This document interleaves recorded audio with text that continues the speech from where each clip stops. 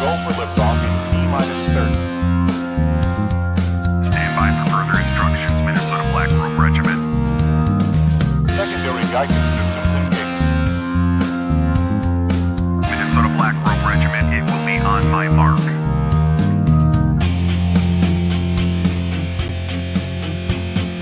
All systems are a go.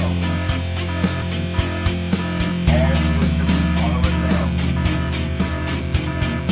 Minnesota Black Robe Regiment, you are over the target. You are authorized to fire at will.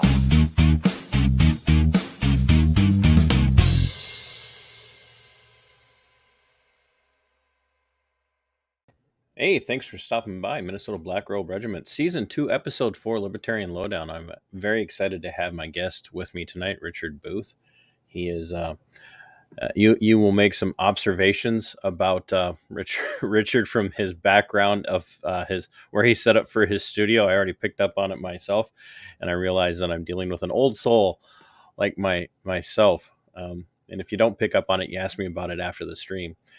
But anyway, we're going to be talking about the Oklahoma City bombings, or bombing that took out the federal building there and took many lives. And some of you are going, GTC, why in the world are you talking about that now? Well, because as we have, learned in the last, 3 years only, the government has always told the truth. The state, I should say, the state's always honest. They always tell us the full truth about every single thing that they're involved in. And they never, ever, ever obfuscate, hide, or lie about anything. Ever. They wouldn't do that. They are to be trusted at all times. They always have our best interest at heart. So just a reminder, my friends, I do have a fundraiser going on for my friends Bob and Sue and their son Garrett. Bob is a Special Forces medic, retired. His son Garrett, Bob and Sue's son Garrett, is a Ranger who is no longer active duty. He had an incident back in the beginning of December. We believe it's PTSD related, and ended up in front of a large truck and is suffering through recovery at this time. We're working on bringing him back to Minnesota.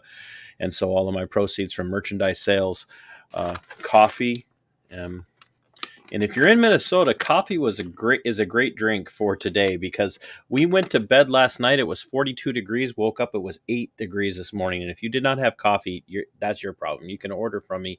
I'll keep you warm. It's Friday night. I probably shouldn't have said that. Somebody's going to take that the wrong way. But I also have the beanies, and I have the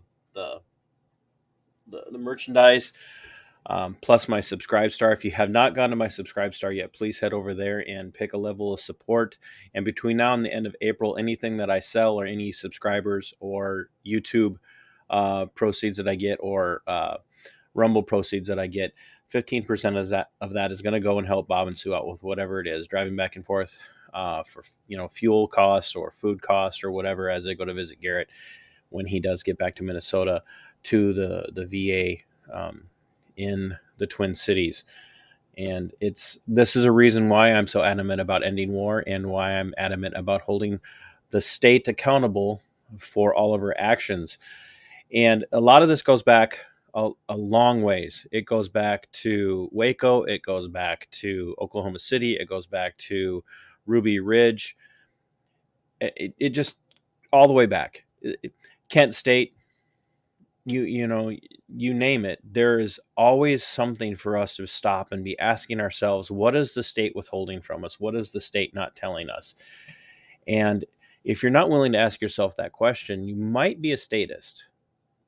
If you just take whatever the state tells you as gospel truth, you might be a statist. And I don't care if you're on the left or the right. If you never question, and everything that they say is possibly true, unless they do something to your favorite political candidate, then you have a statism problem. And that's one of the reasons why I'm starting to bring in other people. And so tonight's going to be Richard. Next week, I'm going to have Jose from Tower Gang on. We're going to be talking about the same topic, but from a different perspective. So without any further ado, Mr. Booth, Richard, thank you so much for doing this. I know you worked all day like the rest of us hardworking slouches in the world, and you made time. And you're wearing a jacket too. Is it cold in your studio? It is. I'm right by this window here, and it gets pretty cold out. I'm in Reno, Nevada. Thankfully, we're ending the winter, but throughout February, it would be really cold here in the morning. So typically, when I'm working, I'll wear a jacket. I even have a blanket here too. So yeah. We know, well, winter is officially over in Minnesota because the road crews were out starting today. So we have 2 seasons in Minnesota: road construction and winter. That's what we have. So give us a little bit of background about yourself. Where'd you start? How did you end up in all Yeah. places, Reno, Nevada, but that's a long ways away from where you were born and raised. Definitely. I was born and raised in Tulsa, Oklahoma, and I lived there for probably, I would say, like the first 20 years of my life. And then for about a year, I lived in Stillwater, Oklahoma. And what happened actually is in around 2000, I met somebody like through online dating, which I guess was pretty new at the time, and I moved out to Reno. And while that didn't work out, I ended up Always a staying here. woman. It's always a woman. Right. But it ended up, working out for the better. I really liked it here. I liked the city. I had a good job at the time that I really liked and didn't want to leave. So I ended up staying here. But the whole the Oklahoma City bombing thing, this happened in 1995 when I was in high school. And it captured my You attention. just made me feel really old, Richard, by the way. Thank you very much. Well, I think I'm probably close in range, at least in terms of your generation, I would think. I graduated in '89. I was getting out of Oh, the wow. Army as this was happening. You may have a better perspective of it than, because I was just a young adult when it happened, and at first, of course, I just believed pretty much everything I was hearing. I saw in the newspaper they have these 2 sketches for these 2 people, and our first thought, myself and the other people around me, we thought it was Arab terrorists when it first happened before these sketches came out. Well, because back then everything was Arab terrorists. Right. There was all the different hijackings that had happened in the 70s and 80s, and you're hearing about terrorism all the time. Mhm. And nothing like this had actually really happened domestically. So I was pretty surprised when I saw the 2 sketches, especially the John Doe #1 sketch. He looks like a clean cut, like, could even be a military guy. So I wanted to know, who are these people? Who would have done this? And so I followed the story, and I followed the investigation. And the first 2 months of the investigation, they were looking for this other guy, John Doe #2. And then it was in June of 1995 that the FBI came out and said, "Oh, he doesn't even exist." And when I heard that, I was like, "Wow, wait a minute." Yeah. So give us the time frame again. Give us the exact time and date of the actual bombing. Mhm. Give us that, and then give us again one more time when that sketch was released, and then when they denied it. Just Sure. for people to So focus on that. yeah, so the bombing happened April 19th, 1995, which So was we're coming up on the anniversary in a month, basically. Yes, coming right up on it. And when it happened, it was like the 2-year anniversary of Waco. That happened April 19th, 1993. Which was also one of the narratives that broke immediately. It was a bunch of Branch Davidians getting revenge. Wow, yeah, you did hear things like that. Yeah. The people who noticed the date, though, when it happened, I think we're kind of onto something, because that did end up being Tim McVeigh, one of his motives for doing this. Right. But so this happened on the 19th. These 2 sketches were put out of the 2 suspects on April 20th, the day after. And so it was like, all of April, May, and then the first 2 weeks of June, they're still looking for this other person, John Doe 2, because Tim McVeigh was actually picked up after just a few days. He was being held in jail he had a concealed firearm during a traffic stop, and so he was taken to jail, and he was going to be arraigned like Thursday that week, a couple days Right. after the bombing. And anyway, they were able to track down through the rental vehicles, vehicle identification number, who rented it, and then make sketches of these people, all this stuff. The law enforcement was moving very quickly, and they actually were able to take him into custody. But so the narrative was, though, we have this other guy who was involved, who all Yep. these people saw, and I'm reading all the accounts in the newspaper, of witnesses who saw him, and then Hmm. for the FBI to come out and say, oh, he doesn't even exist. And I was a young adult, and I had just like, I'd watched the movie Oliver Stone's, JFK, like the year before, and I'd started reading some of those kinds of books. And so I was kind of at the time thinking, well, wait a minute, this seems like some kind of conspiracy, right? But then when you're Yeah. reading the newspapers and you're seeing the story change over a period of several weeks, and you could see it all right there in the paper. A person in this case, for the Oklahoma City bombing, they could go back and read the first several weeks of newspaper articles on it, and you can see Yep. the conspiracy right there. You can see it's a group involving 3 or 4 people. There is 2 suspects who delivered the bomb. Here now we have the FBI saying that one of them doesn't exist. You can see it all right there, and it's just stunning. That's the main hurdle that I have, is getting a person to look at the evidence. Most people just assume the official narrative is correct, and they just don't look at the evidence. But I'm convinced that any reasonable person who looks at the evidence will be persuaded that there absolutely is more to this story. And what you're saying too about people being, willing to just kind of swallow whatever narrative is being fed them through the media. We've spent the last 3 years, and I'm not going to go into details because it would be a rabbit trail, but we have really spent the last 3 years watching people be swayed by a media narrative and buying everything that's being told to them through the media. And part of the problem that we've had with this is, the now former president, DT, uh, had this kind of his own narrative of, oh, fake news, fake news, fake news, fake news. And people all of a sudden think they're awakened to the reality that just somehow in the last several years, since 2016, the media has completely turned and now become agitprops and propagandist wing for the state. And you and I are going to look back on some of this stuff, and me being a little older than you, but you having been at this and digging into Oklahoma City, going, no, this has been going on for a long time. And worse is that people have been easily taken in by media narratives, because by and large we are conditioned to comply with anybody with a perceived presence of authority, and that oftentimes goes to the media, where the media, they wouldn't have that job. News, whether it be newspaper, news radio, TV news, whatever the case might be. And back then it was, Fox News was unheard of. So it was CNN, was, or your local network news. Everybody's like, well, they would never lie to us. They would never tell us something that wasn't true. They would only report the facts. And so when this news breaks now all of a sudden in June of that year, everybody's like, "Oh, there was no John Doe. There was no Right. John Doe. Uh, They kind it of was it just was it was jumped just a, on just a board. mistake. Yeah, it was just a Right. mistake." They jumped on board with changing the narrative. And what I find most interesting is when you look at this case, the early reporting, actually, before there was like a consensus as to what the narrative is, some of that early reporting has a lot of really good detail in it, because they don't know yet what the general accepted narrative is going to be, right?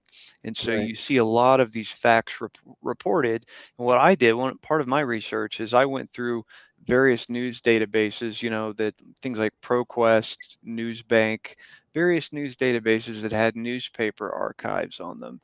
And I just archived every story about the Oklahoma City bombing from April 19th, 1995 to the present, and I put them in chronological order to build like an archive of newspaper clippings, which I thought would be useful for students or people researching this case. And I myself at the time was doing background research. I wanted, to find out more of these witness names, for example. And so much of that, I learned so much from doing that and seeing what was published in some of these narratives before that story changed in June. And another weird thing that happened in June is that not only did did the FBI say that John Doe number two didn't exist, but in the very same reports that say that, they also say, oh, but we're still looking for him. So it's this really bizarre situation where they're like claiming this guy is non-existent while at the same time trying to reassure you that they're still looking for him. And that's really Yeah. what told me there's a conspiracy here, a criminal conspiracy by the definition of the word, you know, and this guy now is going to get away with it because these people are saying he doesn't exist. What's going to happen? And sure enough, he's never been identified to this day. And that Right. just infuriates me. And I think too that people wouldn't, even to this day we see it, they don't pay attention. We Right. refer to it as clickbait. You'll look at a headline, and whatever headline grabs your attention, you might look at it, you might read the headline and a few sentences after, but you're not really they don't really dig in, and that's always been the case. And something else that really stands out is you're going back to 1995, which the internet was a thing, but I mean, you go back that far and you can remember guys like Rush Limbaugh talking about Nexus searches, Right. when Nexus was a thing. And I think it's still out there somewhere, but you go to the Wayback Machine to try and get a lot of this stuff. So you've been putting this stuff together, a lot of it through the years of advancement, where technology was not on your side the way it could be today. But yet technology today doesn't make it any easier for you to examine and explore or even go into detail about stuff from 1995, because you're not dealing with print electronic versions of articles. You're Right. dealing with These are uh, like databases that have like databases, microfiche. Yeah, transcribed yeah, versions of what appeared in the paper. yeah. Yeah. Which is it's not the same as bringing up a newspaper article from 3 years ago. Right. If you can Absolutely. find some newspaper articles from 3 years ago. But so you put all of this together and you kind of came up with this conclusion of there's a lot of people here who have stories to tell, whose stories we don't know. Absolutely. And in the interest of transparency, like we have to, we do recognize that, law enforcement and investigators and detectives will tell you that eyewitness testimony in and of itself is not a sure sign of guilt. Eyewitnesses can very often you could have 10 eyewitnesses all observing the same thing and staring at the exact same spot during a crime or an incident, and all relay to you 10 different things. But you're not dealing with just 10 people. You're dealing with dozens and dozens and dozens of people who are all reporting almost the exact same thing. Exactly. Yeah, what you refer to is a lot of times considered to be true, and it's you viewed as like the Rashomon effect, which is like the name of a Japanese film called Rashomon, where it shows like this story through the eyes of these witnesses, and like all 10 or 12 of these people, they recount kind of a different version of the story because they all kind of noticed it or viewed it a little bit differently. But what I've been seeing in this case is that all of these witnesses, by and large, reported seeing the same thing. And we're not talking really about like outrageous or really detailed details, but rather we're talking about things like how many people did you see in the Ryder truck? And these are people who are saying, oh, it was two people, one guy in the passenger seat, one guy driving. And so little details like that, I feel pretty comfortable accepting the witness's account, especially when you have someone that observed the same thing maybe 5 minutes before or 10 minutes before. So you're definitely right to bring that up about eyewitnesses. That's a good point, and it's one that I've heard before, and I tend to agree with. But at the same time, I know if somebody asked me and I observed like a crime, for example, and the police were interviewing me, I would be able to tell whether I saw one or two people. Um, and so also another thing that I like to think of in terms of this is the sketches that were made of John Doe 1 and 2. Well, John Doe 1 is supposedly Tim McVeigh, and if we're to believe the FBI's story, then we're to believe that these witnesses were all 100% totally accurate about John Doe number 1. They got him just dead accurate. It looks just like him. That's McVeigh. Oh, but at the same time, they're 100% incorrect about John Doe 2, and they're just fabricating something or imagining somebody else. Right. It just defies explanation. And the most interesting thing about the FBI's theory there is they say that this John Doe 2 is actually a guy who came in to rent a Ryder truck on April 18th. And the problem with that is that the owner of the body shop, Eldon Elliott, he was not at work on April 18th. And so if he's not at the body shop on April 18th, and he's not even there to see these other two people, Right. he has no memory of them with which to confuse. And so I think the FBI's misidentification theory might sound good when they first start talking about it, but once you look at the details of it and look, okay, well, who was at work that day? You know, this Elliot wasn't even there, so how could he confuse this person for anyone? It just falls apart. Right. And then in addition to that, you have all of these other witnesses in downtown Oklahoma City on April 19th. And they all, every one of them, every last one, 24 plus witnesses, saw the yellow Ryder truck, and they saw this truck with two people in it. And so what I did when because I really just wanted to know what happened that morning, right? So I get these newspaper clippings and I take note of all the ones where there's a witness who's interviewed. I do the same thing with the McVeigh federal trial and the Nichols federal trial. I make note of any witness who was interviewed. Then after I met Roger Charles, who wrote Oklahoma City, What the Investigation Missed and Why It Still Matters, a investigative journalist, I met him and he provided me with the grand jury transcripts. There was a grand jury impaneled in Oklahoma in like 1997, 98, and they interviewed a whole bunch of people. And I obtained those transcripts. And what I did there then as well is I took notes on all of the various witnesses, and then I put them in a chronological order. And this allowed me to then sort of reconstruct what might have happened based upon the witness testimony. And it gives you a picture of a group of at least 3 or 4 people. You have several vehicles. You have a Ryder truck, a Mercury Marquis, and a brown pickup truck. And all these witnesses, they all support this narrative. And so I'm thinking, my God, we've just got 2 people who were put in prison for this. McVeigh's executed. He took full credit, basically, except for this other guy, Terry Nichols, who he says helped him. But that doesn't account for these other people that were seen in these other vehicles. And this tells me that there are others who are involved who have not been brought to justice. When you look at the lead up to that and the eyewitnesses that predate the actual event, and then the eyewitnesses on the day of the event and the eyewitnesses during the event and following, the event, are you convinced that there was, how do I want to ask this question?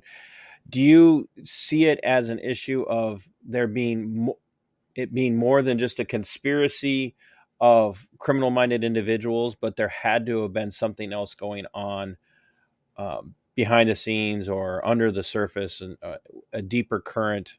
Because there are some pretty heavy hitters, big players involved, as like foreign agents, possible foreign agents involved.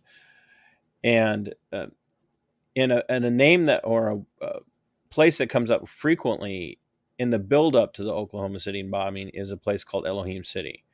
Right. I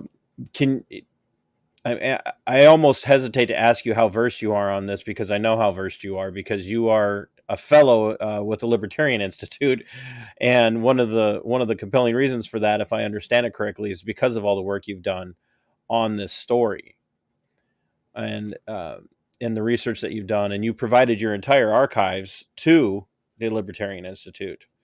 That and people can go and see your entire archives there.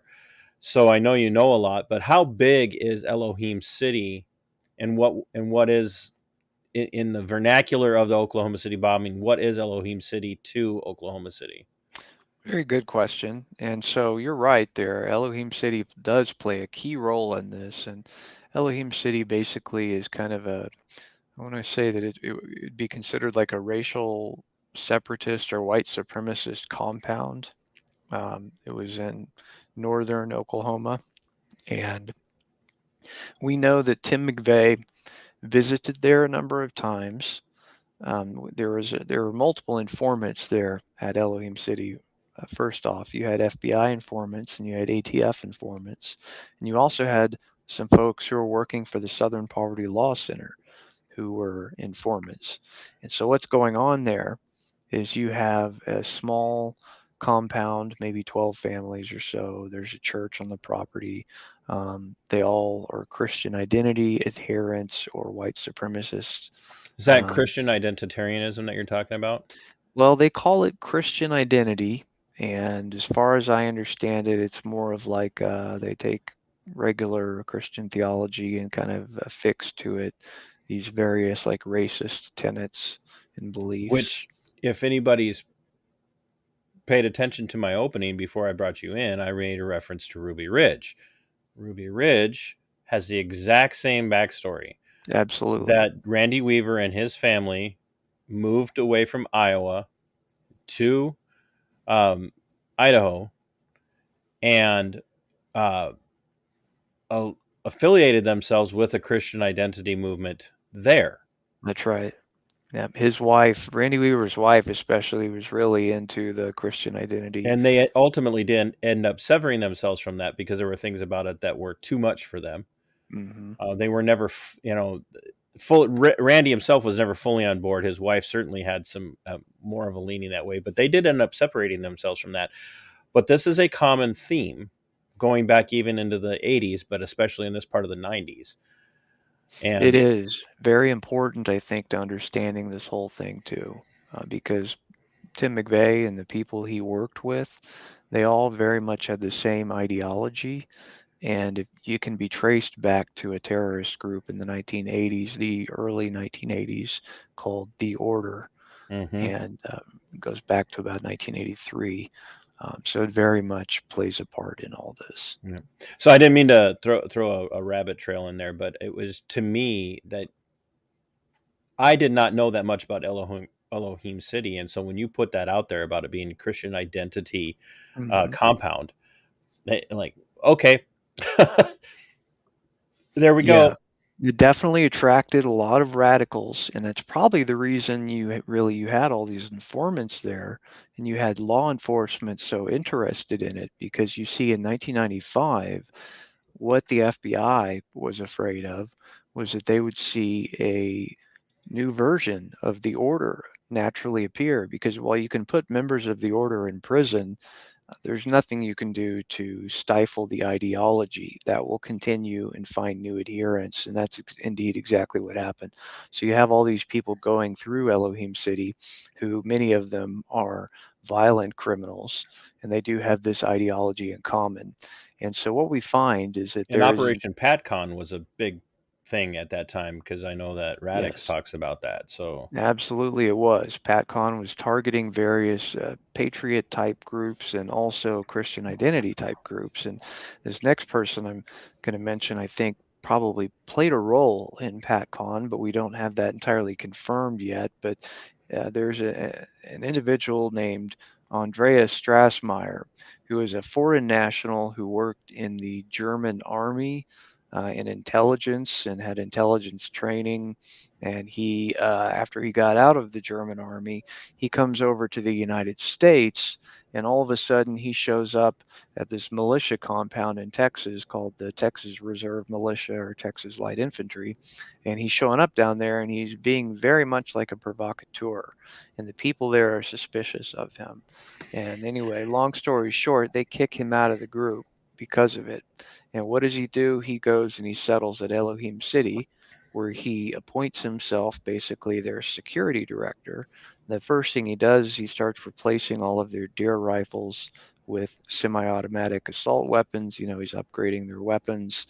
He is training groups of people there, and he's very much indoctrinating them. He's talking about how we need to have bombings, mass shootings. He is using very, very incendiary rhetoric. And we And that's think, also a very expensive and very dangerous uh, project to undertake, because at the time, a lot of the weapons that they were talking about using were currently banned in the yeah, U.S. under the Brady Act. probably, yeah, very likely so. I mean, I know these groups in the past have had histories of doing things like converting semi-automatic weapons to fully automatic. And so these are things they would naturally be interested in that would get the attention of both the criminal element and law enforcement, right? And I mean, that's what they thought the Davidians were doing. Law enforcement thought that they were like converting weapons to full auto, things like that. And so it's drawing attention from law enforcement. So while you have this guy, Andy Strassmeyer, as head of security at Elohim City, you also have these various informants, including an informant from the ATF. The ATF is very interested in Andy Strassmeyer. They think he is a dangerous person who's here illegally, overstayed his visa, and is inciting people. Well, unbeknownst to them, myself and other researchers believe that Andy Strassmeyer was himself probably serving as an agent provocateur for some other law enforcement agency, which is now getting unwanted attention from this ATF informant. So you almost have a situation where you have two federal agencies, law enforcement, stepping on toes of one another, one of them threatening to almost blow up, an investigative undercover operation. So what happens is the FBI basically tells the ATF, you need to stop. There's not going to be a raid on Elohim City. Get your informant out.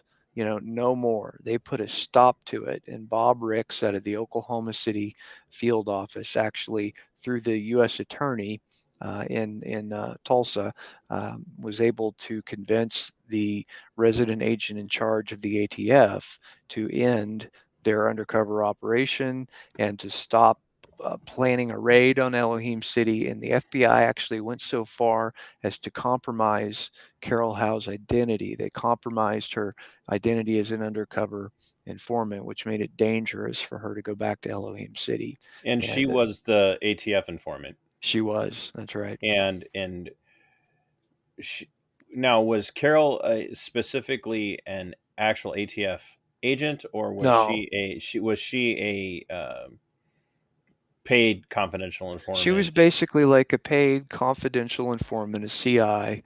She was a person who was a young girl from a well-to-do family in Tulsa who was kind of rebelling, and kind of got into, I want to say, like white supremacy. A lot of young kids rebel and then maybe go a little far, and there are various subcultures one can drop into, and this happened to be one of them. And what she did is she kind of got into a relationship with this Aryan Nations type figure in Tulsa named Dennis Mahon, and he had the attention of federal authorities for violent rhetoric, and he had a place at Elohim City.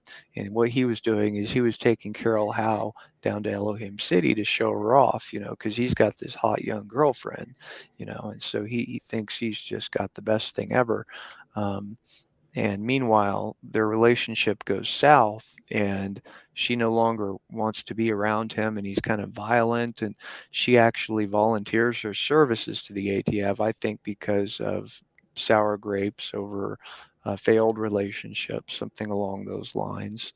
And they certainly saw an interest in her because she's in direct contact with Andy Strassmeyer, who they believe is very dangerous, because you've got to understand the ATF knows that he is promoting assassinations, bombings, and mass shootings.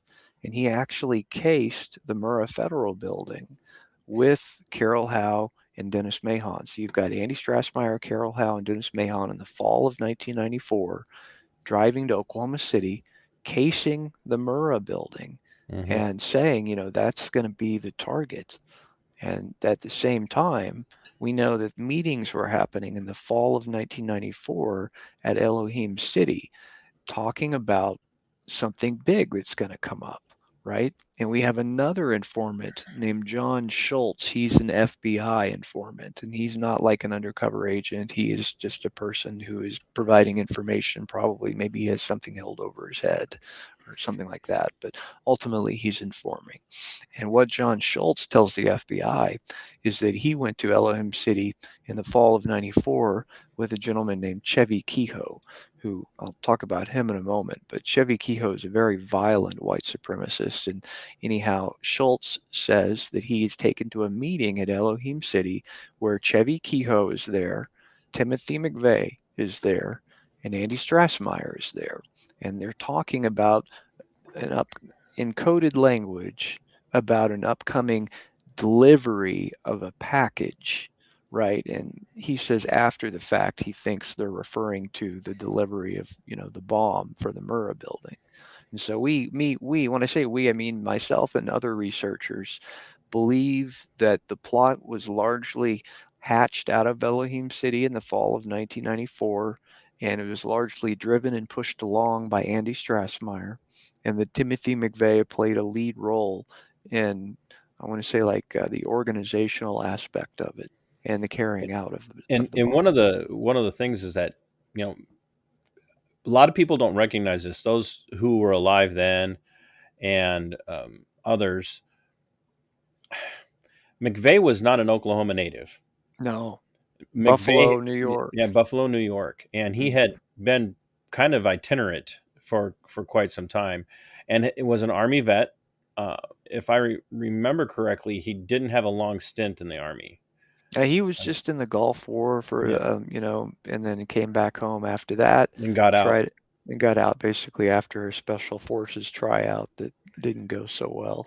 Which, to his credit, having been in the 82nd at Fort Bragg, that's the story for most of the people who try Sure. out for the Army Special Forces. It doesn't go well. Sure. It's That's how it's designed. That's how it's right? designed. So, because that's one of the things that was thrown out there. Oh, he washed out of Special Forces, and that was and embittered him. No, because He I had an have heard that. opportunity to come back, actually. Yeah, He could yeah, have, if he wanted to. He actually, one of the reasons he washed out is he had a new pair of Army boots. Yep. They weren't worn in yet, and it blistered really up. hurt his foot. Yeah. Yeah, he had an injury. Yeah, and they told him, as soon as you get your injury taken care of, you can come back. But he just separated and he did. and went home, and actually bounced around different kind of militia groups in his home area. That's right. And he would go across country, Yeah. And so, see, I know a few things, but I don't have You do, yeah. I mean, I don't have the depth that you have on this, which is why I was really excited to learn who you were from our mutual friend Jose. Jose's been great. He's had me on a few times to talk about this, and he always would just bring me on and let me go. So I urge people to tune in to his series if you want to see more about Oklahoma City. Or here, because I'm planning on. I got Jose on next week, and I'd like to have you both on sometime to talk about your mutual work on this. But so McVeigh's bouncing around, and he just happens, and this is for me, he just happens to end up in the Elohim City satellite world. Basically, yeah.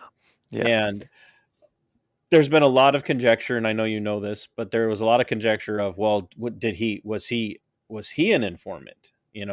Was he somebody that kind of got shuttled down there to really, for lack of better terminology, explode this to bring about the fruition of it? And I personally, and now you might have more information on this than I do, but I personally don't. I just think he was a roustabout. He just happened to be down there and was an easy target to kind of bring into the to the fold. Now, do you have information that would show that to be different, or was it just fortunate timing for the folks at Elohim City? My opinion on this is the same as yours. I believe he actually was a radical. He was an itinerant drifter, going to various gun shows. I know a lot of people do like to say, oh, he worked for the government, or he was some type of undercover agent. But my standard of proof is a little bit high. And so for something like Bring the receipts. exactly, if you've got an allegation like that, I'm not going to dismiss it outright, but I am going to require some good evidence to back it up. And so I haven't seen evidence of that. And I think also too that it probably is unlikely, because if you're going to pick a secret agent or agent provocateur, Tim McVeigh would be a horrible choice for that. Couldn't keep his mouth shut. Yeah, and also you're picking a guy too who sympathizes with the people you're targeting. Of course, he's going to betray you. I mean, his ideology was known when he was in the army. It was known, he went around base wearing this white power shirt, and he was reading the Turner Diaries, and he had a reputation for being a racist. Yep. That's not the kind of guy you entrust with like something that requires like a security clearance. That's right. Yeah. Yep. Which would have ultimately ended up becoming a problem for him in the special forces, because they weed those people out pretty darn quick. So I'm sure. Absolutely. they do not want that in those ranks. So McVeigh ends up hooking up with the folks from Elohim City, and it's kind of a perfect storm of events leading up to April of 1995. Do we know really time frame wise when in the timeline when they connected? Do we have a kind of a pinpoint and exactly how that happened? We do know how Tim McVeigh met Andy Strassmeyer. Now there is the official version, which the official version is one that Andy Strassmeyer admits to, and this is at a gun show in Tulsa, Oklahoma. And I don't remember the month, but it's in 1994, I believe. And so he's at this gun show in Tulsa, and Andy Strassmeyer comes by a booth where McVeigh has a booth at the gun show, and they begin talking, and it had to be 94 because they were talking about Waco, which had just happened. And at the gun show with Andy Strassmeyer was Dennis Mahon, and I believe the Ward brothers who lived at Elohim City. And Strassmeyer goes and gets his buddies and says, hey, come meet this guy I've been talking to here. He believes the same we do. And so they talk, and there's a sale that is made. Tim McVeigh sells his Desert Storm BDUs complete with the McVeigh name tag to Andy Strassmeyer for some absurd figure. It was something like $1. It was really cheap. And then Strassmeyer bought also some sort of pocket knife. So there was a sale, and Strassmeyer gives him his business card, and this business card basically it serves as directions. It has the directions on how to get to Elohim City on it, and it has the phone number for Elohim City. And so we know after that he made at least 2 phone calls there. Now there are other stories too, though, about Tim McVeigh and Andy Strassmeyer being seen together in San Saba, Texas, on the Texas Reserve Militia compound. They had a Texas Reserve Militia had a compound there, and one of the PatCon informants named John Matthews, he said that when he was down there, he observed a Timothy McVeigh and a gentleman with a German accent named Andy, and he reported this to his handler, Don Jarrett, right after the Oklahoma City bombing. When he saw McVeigh on TV, he calls his FBI handler, Don Jarrett, says this guy was at the TRM, he was at the camp there. And he said he was there when a bunch of guys had stolen ammunition from Fort Hood. So he reports it, and his FBI handler says, oh, don't worry, we got it covered. So we know at least they met at this Tulsa gun show, and we have this story about them having possibly been together thereafter at the Texas Reserve Militia compound. And then we also know that McVeigh did evidently take Andy up on the offer, because these informants have said that McVeigh had visited Elohim City something like 10 to a dozen times. You have Danny Coulson, founder of the FBI's hostage rescue team. Just about a year ago, he went on a podcast and he said, Tim McVeigh visited Robert Millar's compound in Elohim City. Now, he admits it. You got these informants who are talking to their handlers. So it's very much, I think, an established fact that Timothy McVeigh was at Elohim City. And I believe he was there in the fall of '94 when the plan was formulated. And in there again, there's just no evidence that he was also part of the government's operation No, in absolutely investigating not. this. And I think it's for those of us who are distrusting of the state, it's very easy for us to look at that and go, "Oh, Fed, there's a glowy." Isn't that Right, what we call them now? Glow. There's a glowy. Ray Epps. But right. Yeah, it's so easy to do that, but sometimes things are what they are, and absolutely. and and and that was Timothy McVeigh. He was what he was. He I he think was he was. Yeah, he was just a no good, good for nothing, roustabout with some really dangerous and bad ideology, which he's perfectly entitled to hold to. I mean, he's got the liberty and the freedom to do that, but he was looking for an outlet. And Strausmeyer and the folks at Elohim City kind of stepped in and filled a void for him because he couldn't find a place to settle down. He couldn't, and he was looking for people who are ready to take action. And I Yeah, think what he found at Elohim City is, oh my God, here's some guys who they feel exactly like I do. They're not just talking, they really do want to take action. He actually talked to his sister. He said he'd met a new network of friends that he was excited about. And I and he personally, had no way to know that the pump had been primed for months before he ever met them, oh, because Strausmeyer had been in no there way of pumping knowing. that That's right. He'd pumping been that in there handle. and inciting, doing his job, I believe, as a provocateur. Had Strausmeyer not been involved, none of this may have gone down. This is true because had Strassmeyer not been involved, Elohim City might have been a more docile place. You don't have a quote unquote security director who is upgrading all the weapons, who is hosting formations and drills, and who's spouting, propaganda and rhetoric every day and getting people Right, fired up. You take that guy out of the equation, and what is it really? It's just some radicals who have a weird religion and a church and an old grandpa pastor, right? And that's quite different from a guy who is acting like he's like a top sergeant or something and like acting like he's training people. and that's really kind of the narrative in a lot of these situations. Is a lot of these groups. Michigan's a perfect example. A lot of people just saying stupid stuff until somebody steps in and says, "Oh, we can help you not just say stupid stuff." That's right. And that's a good example to draw. If you look at the whole Whitmer thing, I would compare Andy Strassmeyer to the, one of 12 different FBI informants who are Yes, pushing yes. that plot along. The Yeah. number of informants planted by the FBI was more than triple the number of actual people who wanted to do something. It is almost, it's comedic in how ridiculous it is, but the It's way that funny, but it's not. Yeah, you're right, exactly. How serious they're being about it and the real things that it's doing to these people's lives is just right. a travesty. So you've And then, got this Strauss, you've got this Andy Strausmeyer down there in Elohim City. You've got this perfect storm, this confluence of a McVeigh who's willing to do things, yes, just looking for the right place. He lands in Elohim City. He never really officially becomes a member of that of Elohim City, but he's well known there. Many informants at Elohim City are saying, "Oh yeah, he's been here."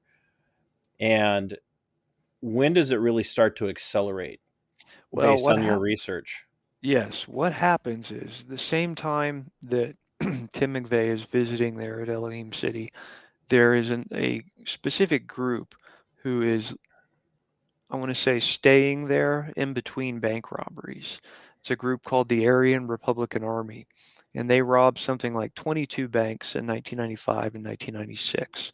They were all about taking direct action, and what they would do is they'd rob these banks, and they didn't do it to enrich themselves. They weren't like buying new caddies or anything like that.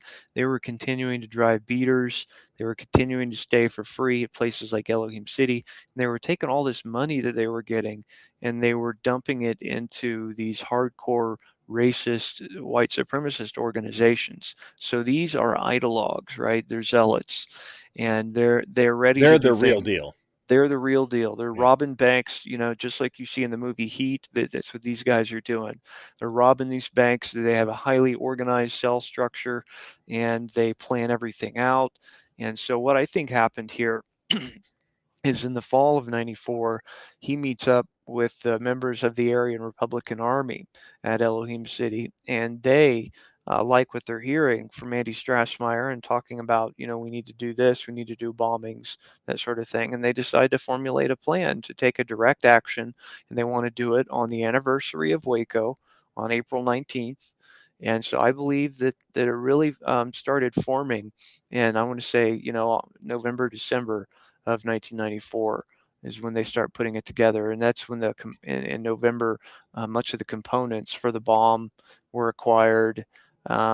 This gun dealer that McVeigh knew named Roger Moore, he was robbed, and they took all of his firearms, which were in precious metals, and they used that to sort of fund their operation, the hotel stays, the truck rental, the purchase of the fuel oil, the diesel fuel, the nitro. All that stuff was obtained through this robbery of Roger Moore. And so I believe that when you look at the witness accounts, what you see are witnesses put at least 3 other people with Tim McVeigh in Oklahoma City. And I think, what group of at least 3 other people has the motive, the means, the opportunity, the will, the ideology, the Right. MO to do a thing like that? And it's the Aryan Republican Army, hands down. So that's who I think the 3 or 4 other guys seen with McVeigh that morning were. I think it was guys from the ARA. So the day of the tragic event, and we need to be clear, this happened. So many people out there today see everything as a false flag or Oh, it whatnot. happened. This 168 people. 168 people, many of them children, Yeah. in a daycare, Yes. on-site daycare. This was real. This happened, and this tragic event happens, and the nation's stunned. But people on the ground are reporting strange things as far as the lead up to that, from the morning that the building began to be occupied until the explosion. People are reporting a lot of really weird things. Absolutely right. And so just give us a lead in, because I know we gave some backstory, but there's even more to the backstory than what, even as deep as this is going to sound to people, there's so much more There really is. to the It was backstory. a huge rabbit hole that I fell into, and for me, it was fun. It was like solving a mystery. I want to find out what happened. I want to know what the truth is, and you have to, some things you come across, are bogus, or you find out later through research are bogus, and you have to throw them out. But after having done that, there are still so many things. And one good example, I think, that speaks to what you're talking to is that ordinary residents of Oklahoma City who are going to work that morning on April 19th between the hours of about 5 in the morning and 7 in the morning saw the bomb squad downtown. And something you remember, because you don't normally see a bomb disposal unit truck, much less police with sniffer dogs. When explosive ordnance disposal, well, that's military, but when the civilian version of the EOD shows Yes. up, it's not like, oh, look, a nice fire truck. That there's something going on here, and you're saying people are reporting having seen this truck hours before the event. That's right. Between really 5 in hours the morning. before, hours before the moving van even showed up. That's right. very early in the morning, for the people who go to work downtown. Those people arriving at work between the hours of 5 and 7 saw the bomb disposal bomb squad truck, and they saw about 5 to 7 guys in tactical gear, with sniffer dogs. And these dogs were being taken over the bushes at the courthouse, and the courthouse is across the street from the Murrah building. So they're being brought across the courthouse. These sniffer dogs are out here. These people who are arriving at work at the federal building and adjacent areas, all said that they saw the bomb squad truck there. Now, there was a special that was aired on ABC News 2020, the investigative news program, called The Families Want to Know. And it was called The Families Want to Know because the families, the victims, wanted to know what the hell's going on here. Why was the bomb Right. squad there hours before this happened? What did you know? Right? That's what they're upset about.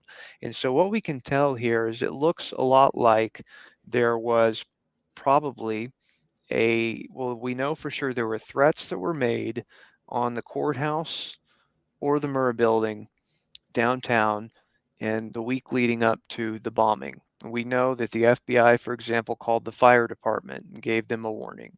That a judge, Judge Wayne Alley, who had his office in the Murrah building, was given a warning that something suspicious and dangerous may be coming up, and just to have a higher level of vigilance.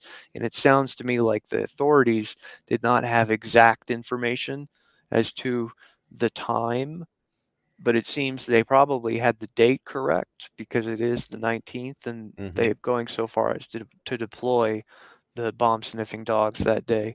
And another thing that Everybody was on edge because of the proximity of the time frame of it's the anniversary of Waco. that's right. It's That's right. It's the so people anniversary. are rightly on edge because, like, what do we know? People pick anniversaries to do things. Right. So That's a good and point. It would be a valid concern to have heightened security on that date for that reason. and Um, Oklahoma City is not all that far removed from Waco. right. Absolutely. And another thing that comes to mind too is that this group I mentioned, the Aryan Republican Army, they had a recruiting video that they recorded in the fall of '94. And this was basically a propaganda video featuring these members wearing masks. And one of the things that the narrator in the video mentioned was that how they're going to create or cause to happen a courthouse massacre. So they're saying there's going to be a courthouse massacre. Well, here we have the bomb sniffing dogs and the bomb squad spotted outside the courthouse across the street from the Murrah building. Now, what you mentioned regarding the date, something important to mention here is some people did ask the ATF, were you guys on high alert on this day on April 19th? And they got some interesting conflicting answers. One guy, a local agent, Luke Franey, said, no, absolutely not. We weren't worried, nothing, And Right. then when that was proven wrong, when they say, well, how come, you didn't have anybody at work on April 19th? And the ATF was not in the building at the Murrah building on April 19th. This we know because an ATF agent actually told one of the bombing victim survivors that no, he was not at work that day, that he and the other fellow agents were advised not to come in. That became a news story. Journalists started asking about it, and the ATF's press office actually had to forward that up the chain of command and get the resident agent in charge over the whole southern area to make a statement. And what he said was that the agents were not there because they were out on an all-night sting operation. And so I'm thinking about this. I'm like, okay, so we've got an all-night sting operation. We have the bomb squad spotted at 5 o'clock in the morning with dogs outside the courthouse. It sounds to me like these agents were out there in that general vicinity during the night, throughout the night. They're expecting, maybe a bomb's going to be delivered at night. Maybe there was a sting operation. And these are all theories that have been kicked around by various researchers, and I tend to think there's some validity to them. Absolutely. And Yeah. and justifiably so. I mean, there again, crazy people do bad things Yes. and evil people do evil things. And so, it doesn't take the state conspiring to do something to have something happen. The irony is they're doing all of this and it happens across the street, and they miss that totally. Right. Well, It's- it could well be the time was changed. It could yep. be the information they had was not accurate. It could be a number of different things, and it could even be that you have a sting operation that's going, and they don't have like the type of surveillance that you do today. Maybe you have a radio tracking device, right, that uses radio frequency FM transmitter, and if that were discovered on the Ryder truck, the person would just need to remove it, and then now the truck can't be followed because the FM transmitter has been removed. And so ultimately what we do know is that the people who did do this outsmarted or outfoxed in some way the type of surveillance they were under, or whatever sting operate. If there was a sting going on, they were able to circumvent whatever law enforcement had going. And as McVeigh comes up at 9:02 a.m., and by that time, evidently all the surveillance is gone because nobody did anything. Threat didn't materialize, so That's what I think. I yeah. think threat didn't materialize during the given set parameters, the time I think that they thought that something was going to be delivered in the Hmm. middle of the night. And when it didn't, and they did a last once over at the courthouse with the bomb sniffing dogs, everything checks out. They leave. About an hour goes by. Here comes Tim McVeigh, along with his passenger. Yes. Yeah. Who didn't exist but did exist. Right. And that's one reason a lot of people seem to think that he might have been like an FBI informant or something like that, because if it got out that the FBI had like an informant in this operation and they were not able to stop it, and they're going to immediately have like 168 wrongful death lawsuits on their hands. They wouldn't have been able to weather that storm with all of the 19 dead children. So they would have to, by necessity, say, oh, he doesn't exist, because they can't come out and say if it is an informant or an undercover operative. They cannot acknowledge that because of how badly they failed. When who was the first person to report having seen the truck pull up? So for that, you'd have to look at the 302 reports, and they're in numerical order. So it would be whoever's report has the lowest serial number on it. I don't know offhand the first person, but I do know that they interviewed people on the 20th, and on the night of the bombing, the 19th, they interviewed a man named Rodney Johnson. And Rodney Johnson was a catering truck driver. He was driving his truck past the Murrah building, as he did every morning, just a few minutes before 9. And he says he sees this Ryder truck parked up against the building, and he sees two guys run out into the street, and he has to put on the brakes on his catering truck as they pass in front of the truck. And so And he that's key observed. because he sees two guys. It's Yes, like he's not imagining this. This is a that's guy right. who's there every day, Monday through Friday, Yes, delivering in that area, and you're going to know something out of place, and that's going to stick in your mind on any day, let alone when a bombing happens a short time later.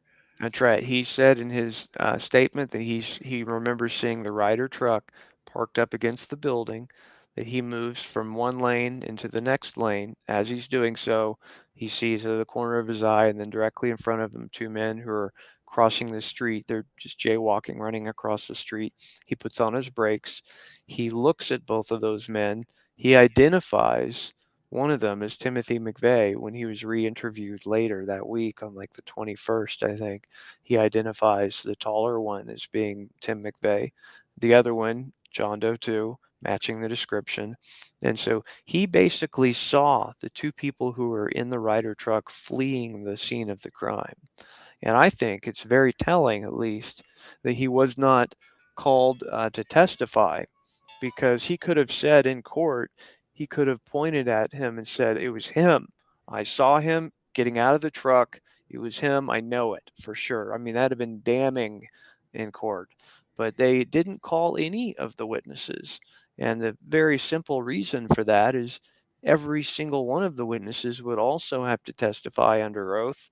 yeah, it was McVeigh. And then they'd ask him, did he have anybody with him? Right. And they would say yes. And then at this point, we Wait, now have a person they can't account right. for. If the prosecutors call a witness to testify about the subject that's there, the Yes, suspect, the accused, that opens the door for the defense team to ask any question. right. Any They question. would all have to say he was there with Yeah. this other guy. That they did not want any of these eyewitnesses because they knew how credible the eyewitnesses were. They did. They knew that these people would be very, very credible and convincing, and they knew that it would perhaps jeopardize their case That's right. because now these people are talking about someone they can't account for. Or Right. even And worse, someone who their agents have been telling you isn't even real.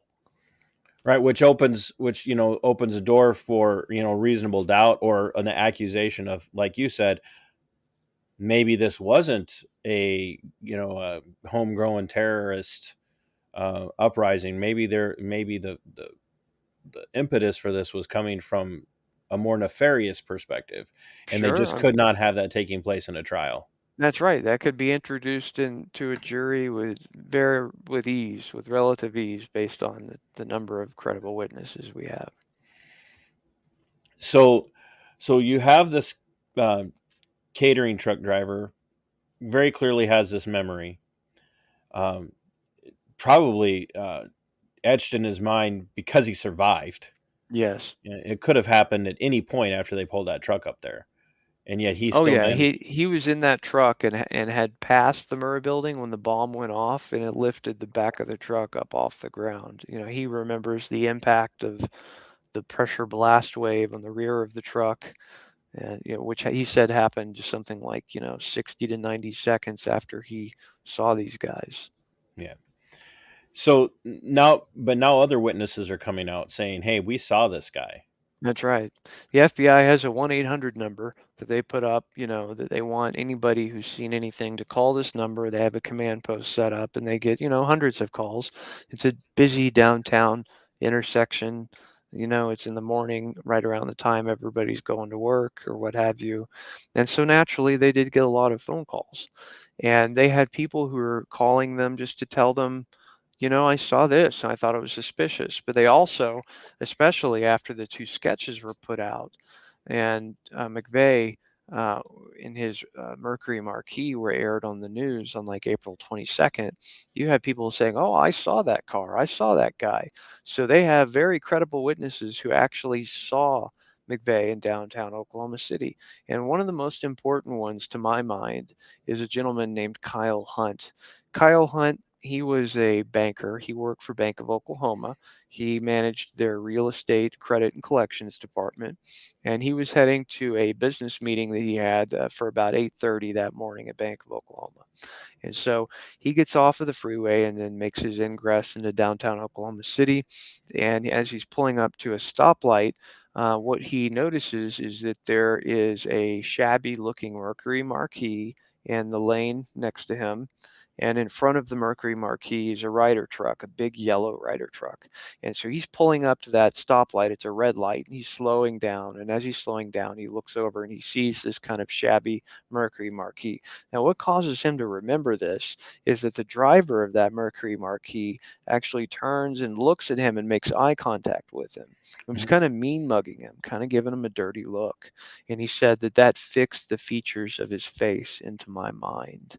He said he gave me an icy cold go to hell look. And he said that's the gentleman that I now know to be Mr. McVeigh. So he's positive that driver was Tim McVeigh. Now, what you have here in this scenario is this is about 30 minutes before the Ryder truck is delivered. What you've got is Tim McVeigh inside this Mercury Marquis, which is his car. And then you have two other people in that Mercury. You have one in the passenger seat next to McVeigh. You have one in the back seat. And then obviously in the Ryder truck that's in front of the Marquis, you have at least one driver. So right there, you have four people. You have at least three, McVeigh and three others, right? And when you look at these witness accounts in chronological order, what quickly becomes apparent is over a period of about 1.5 to 2 hours, there were several vehicle changes that were made. It looks like the Mercury Marquis was driven around by these people.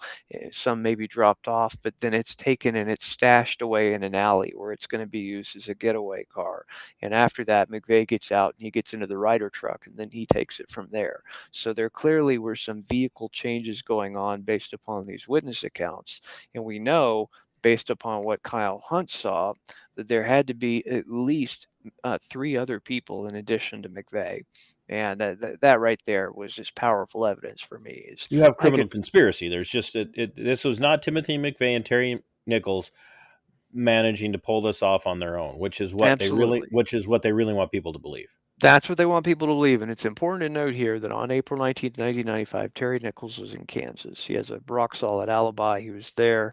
He was not in Oklahoma that morning. So the official he is affiliated with McVeigh. He is. He's affiliated. He helped buy some of the, or something. He was affiliated to McVeigh. He was a friend in the Army with McVeigh, and he did some things like purchase some of the bomb components, things of that nature. But what's key here is in the official story, you have this idea that Timothy McVeigh drove a Ryder truck by himself to Oklahoma City, dropped it off, got out, fled the scene, got into his Mercury Marquis, and left all by himself. But yet when you sit down and you look at the evidence, there's not a single witness who saw him alone. Every single person who saw him in that Ryder truck saw him with another person. And then you have all of these other multiple witnesses who saw a convoy of a Ryder truck and a Mercury Marquis with multiple individuals. And it was the Marquis that belonged to McVeigh. Yes. That people had seen him in prior to that. Yes, it was no doubt his car, and the Marquis was his vehicle. Very distinct looking because of how shabby it was. It had no license plate. It had a lot of dirt on the back. There was like a Bondo portion of the on the trunk, so a very distinct vehicle. Which to be fair is pretty common for Mercury Marquis in the early, at the time, in the early to mid '90s. Yeah, it's like, yeah. Oh, you got a Bondo. I mean a Mercury. So, sometimes some levity. I think he picked it up for something like $400. Yeah, I mean, the week before the bomb. And the other aspect of this is that Timothy McVeigh and even Nichols bought some stuff, but the amount of ingredients that it took to create that blast and that kind of crater and the impact that this thing had, those two didn't have the money to pull this off without. They had money from Roger Moore from robbing him, which Nichols did carry out this robbery of the gun dealer Roger Moore, and they pawned and sold his guns and precious metals to do things like, buy 50-gallon drum of nitromethane, 2 of those, whole bunch of ammonium nitrate, whole bunch of diesel fuel. Right. You've got to buy all that stuff. You've got to rent the trucks. You've got to pay for the hotel stays. So, I mean, it's an operation that could have been bootstrapped off a couple $1,000s probably. But when you factor it in, you're looking at over the months and then the weeks that it took them in planning and traveling, because they had to drive down to a racetrack in Texas to buy the nitro, and then they had to rent storage lockers to keep the stuff in.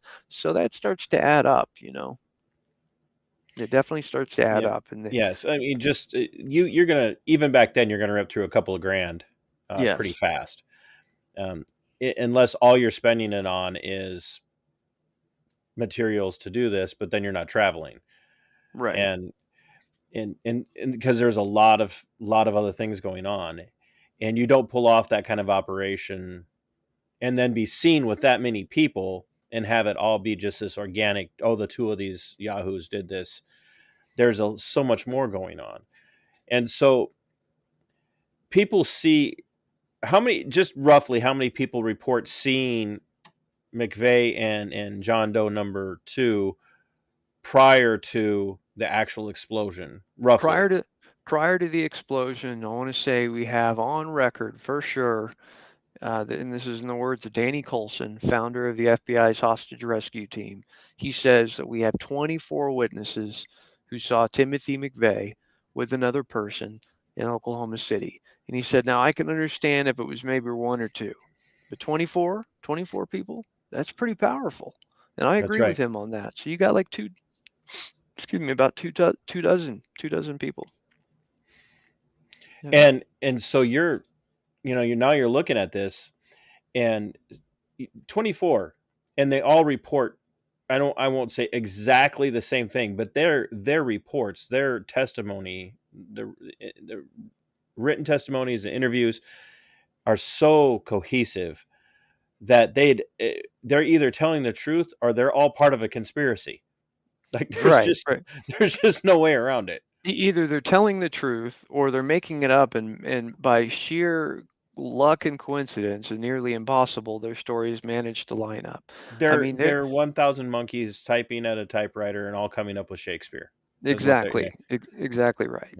And one thing is when you look at it in chronological order, what does become apparent is there were some vehicle changes that occurred where it was clear McVeigh was in the Mercury Marquis earlier in the morning, and at some point he went and parked that, and that he went then and got into the Ryder truck.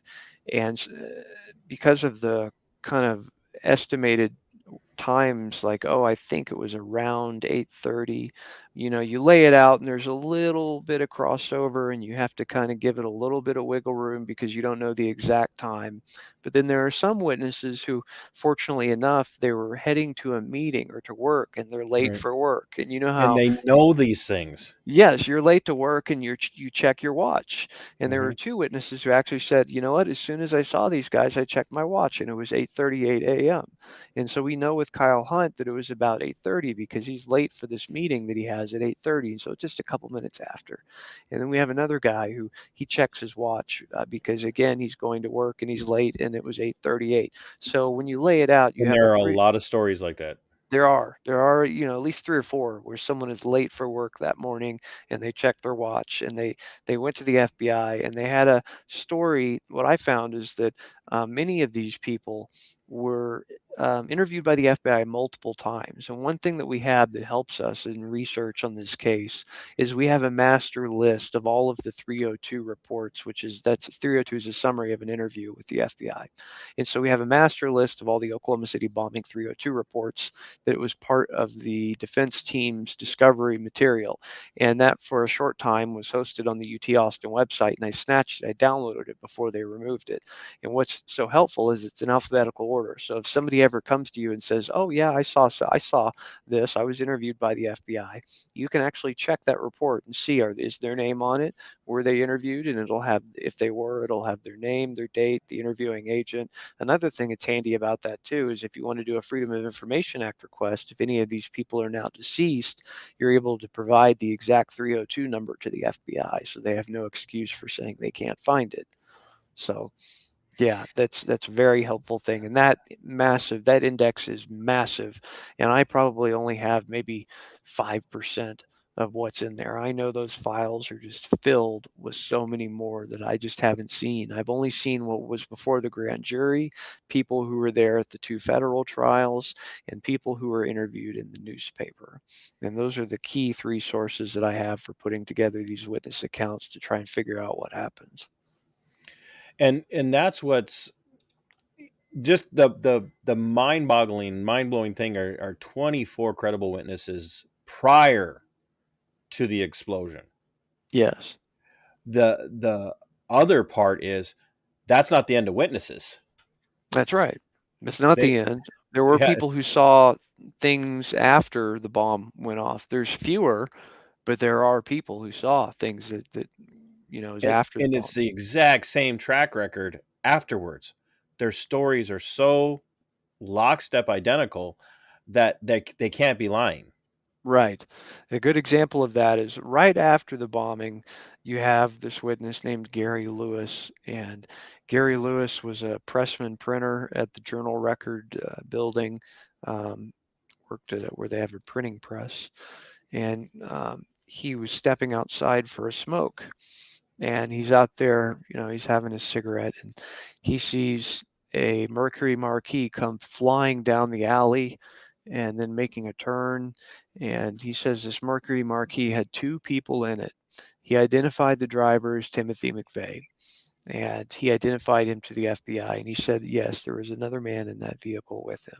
We know, to this day, we don't know where McVeigh may have dropped him off or what may have happened, because our next witness account picks up maybe about an hour later when McVeigh is pulled over. He's pulled over for having no license plate on his vehicle. And when he is pulled over, he's in that Mercury Marquis alone. Okay. But one interesting thing is that there was a brown pickup truck that was traveling in front of McVeigh, in front of his Marquis. And when McVeigh pulls over, this brown pickup truck pulls over to the side of the road as well. And we have two witnesses who both saw that. One of them, I have the DEA's, I have an FBI 302 report that's a summary of an interview with a DEA agent and his witness. And this witness reported seeing this brown truck that was pulled over to the side of the road when McVeigh was, and he had the impression the two were in a convoy together. And then separately from that, we have another witness who testified at the Terry Nichols state trial.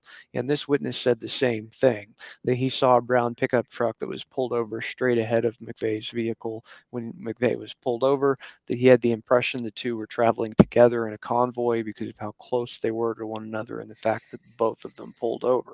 And if we think about this, it's a brown truck. And if you go back to some of these other witnesses earlier before the bombing, they were seeing a brown pickup truck traveling in a convoy with the Ryder truck and the Marquis. And so you have the Ryder truck, the Mercury Marquis, and a brown pickup all together in a convoy, seen on the way to Oklahoma City, seen together in Oklahoma City. And then an hour later, when McVeigh is pulled over, a brown pickup pulls off to the side of the road ahead of him. And it's speculated that this brown pickup may, in fact, been one of the other accomplices. And when, McVeigh was taken into custody and put in the squad car, they probably, were sweating bullets for a few moments. But then, I'm sure they just drove off and left, as the officer never did come up to them. So, was that when he was arrested?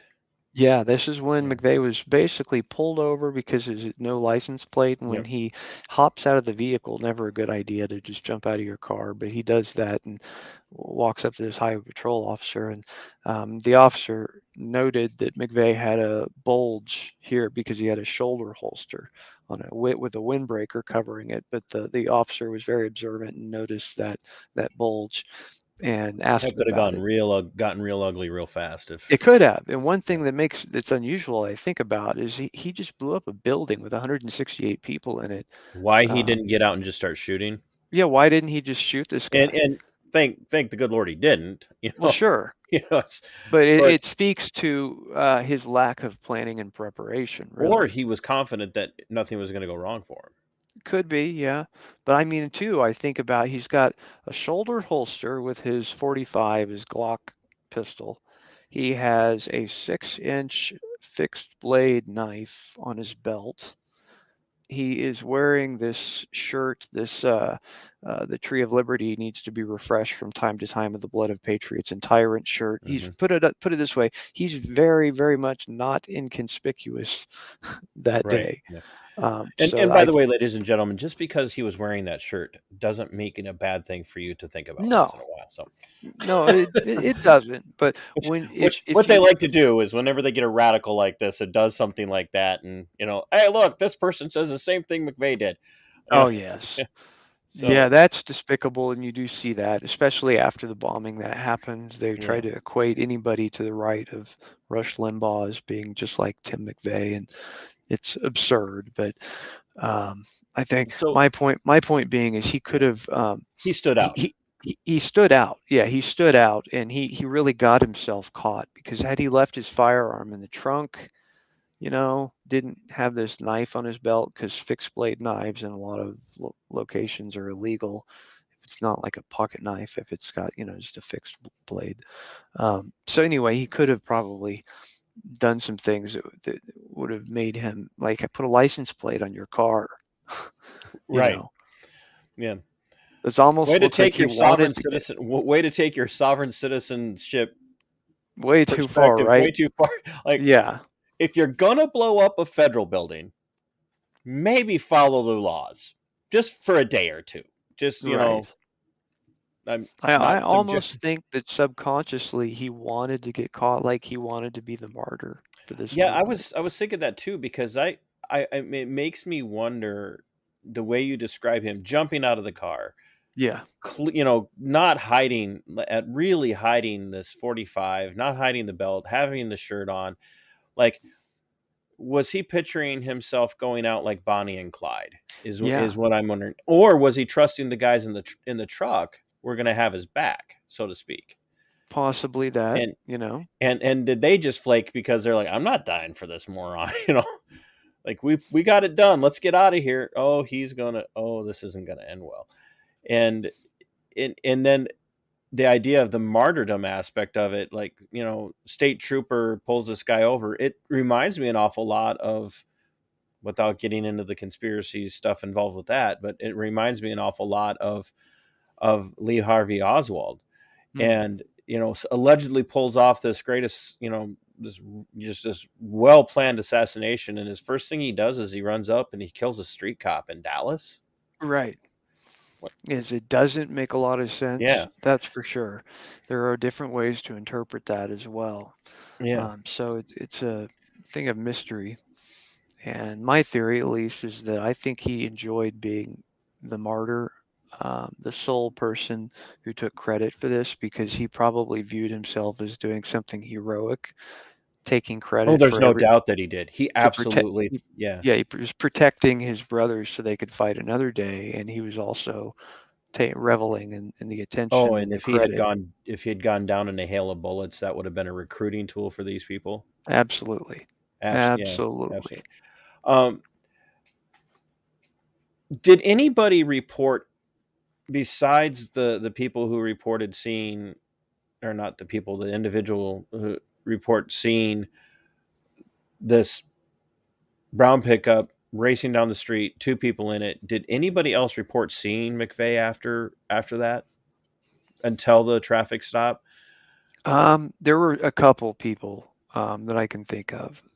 There was there And was was it early enough that it wasn't people just glomming on and saying, "Oh yeah, I saw the sketch or whatever," and "Oh yeah, I saw this guy," or were these people that were interviewed prior to the information getting out? so yeah, there were people who were interviewed by the FBI prior to, and most of the witnesses that I have on my list here that I talk about are people who were interviewed, before and not later down the road. And so what we have there really are those two. There's Gary Lewis, who saw the Mercury speeding away. But when we have another witness, and this one I'm not so sure about, but boy, they really sounded sincere. In their, I mean, I've read they testified at trial. I read their testimony, and they survived cross-examination pretty well, and they seemed genuine. So I don't know quite what to make of it, but I'll tell you what they saw. We have a person named Jermaine Johnston, and Jermaine works inside of the Murrah Federal Building. And after the bombing, miraculously pulls herself out of the rubble. And she wants to go and find her husband, who works, I believe, at Kerr McGee, which is just down the street. And so she pulls herself out of the rubble, and she's walking to the Kerr McGee building. And in doing so, she's going through an alley, and she says that there is a Mercury Marquis parked there. And standing next to the Mercury Marquis is one skinny, tall white guy and another guy a little bit shorter than him, just kind of staring at the Murrah building. And they asked her what happened, and she said a bombing or something. And she says this guy said a lot of people get killed. And she was like, well, I don't remember how she responded, but anyhow, she was kind of in a daze and just kept on Well, walking. she just survived a blast. Exactly. I mean, Yeah. she had just survived the bombing, probably PTSD set in. She's worried She's in and shock at the scared very and least. Yeah. shocked. Yes. But the way it was presented largely is that, at least at trial, it was presented as her having encountered Tim McVeigh and John Doe 2, observing the scene of the crime, observing the That's response and what happened. that's just the cold blooded, callous nature of just doing that. Right. But to Absolutely. then look at somebody who clearly just survived, because this woman literally clawed her way out of the wreckage. That's right. Very lucky to survive. A lot of people were stuck in there for hours. A lot of people died. They didn't make it. Yep. But she was able to get out relatively unscathed. And then to wander by and then see these two and have that be the question. Right. That would be really Ma'am, are kind of you okay? Do you need help? Nope. What nope. Just happened? did a lot of people die. I Yeah. mean, wow. That would Yeah. be a traumatizing question to get. Like, make you really feel kind of sick. Yeah. And chilling. Hmm. Just and chilling and terrifying for that poor woman. So you have the build up. You've got these 24 very incredibly accurate, reliable eyewitnesses leading up to this. Then you start to have the smattering of people afterwards who are having very compelling experiences. This poor lady survives this. Her husband, did she end up losing her husband in that? No, No. that Okay. you talking about Jermaine Johnston? Yeah. No, he was fine. He worked Yeah. down at the Kerr-McGee building, Mm. so he was okay. And I'm sure he was happy that he was able to see her and didn't have to worry about is she missing or is she in Yeah. trouble. Because I thought I had remembered another story of another couple that had both had some sort of connection to the building, and one survived and one didn't. But there's a lot of stories involved. I mean, there again, 168, some dead. There's a lot of Yeah. stories to tell. But now you get the smattering of people who have had this. This is an entrenching moment in your life. You are going to remember everything. You're either going to remember nothing because that's how your brain reacts, or it's going to be so entrenched in your memory that you can't help but remember everything to the point of it becoming incredibly traumatic, and causing a lot of other things to go by the wayside. And yet none of the people leading up to it are ever called to testify, but they are calling people after the fact, after the actual bombing, to then Mm. testify.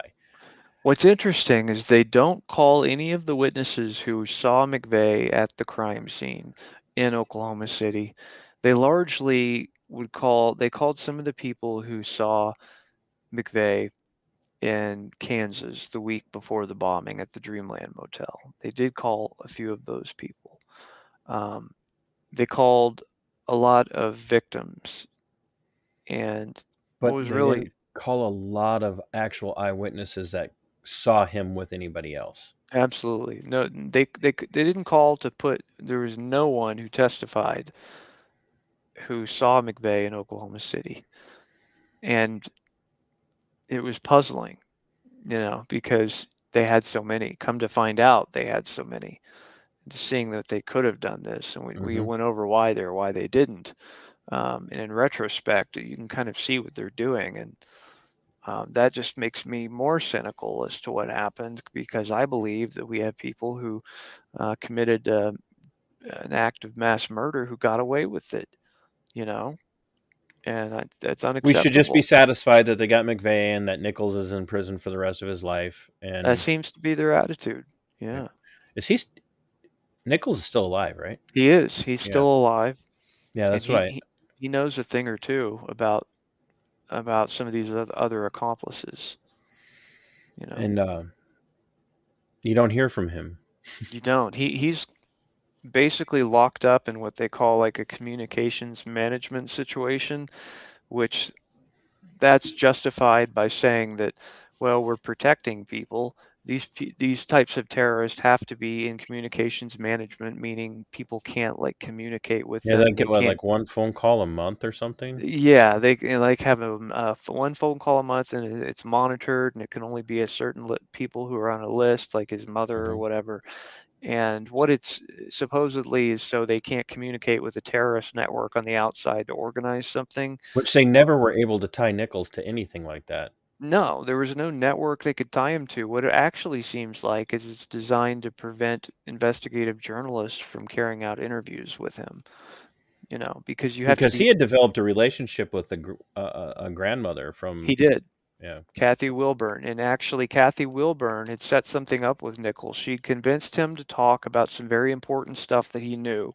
And what they were going to do is he was going to make his monthly phone call to Kathy, and Kathy would patch in on three-way calling 60 minutes, and they were going to play it on the news on 60 Minutes, and he was going to reveal some new information.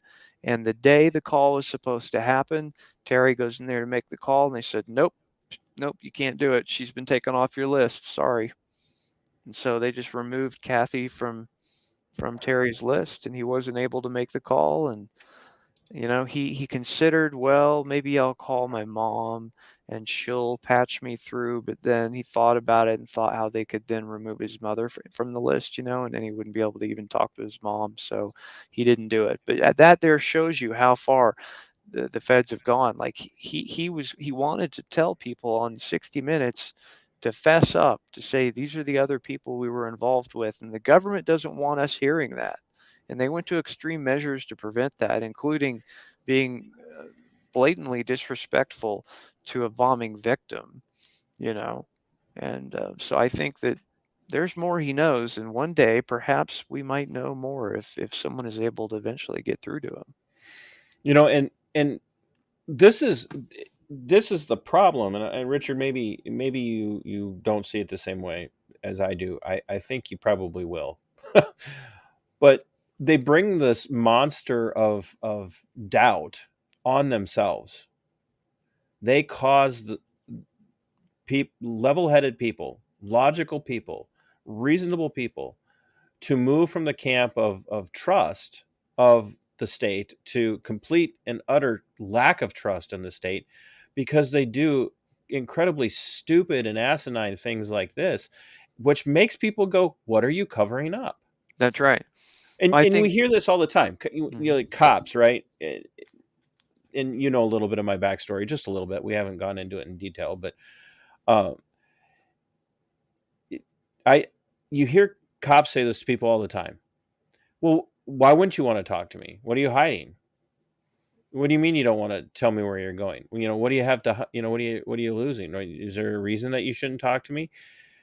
And you should be, as long as you're not doing anything wrong, you should be able to tell me whatever you're doing.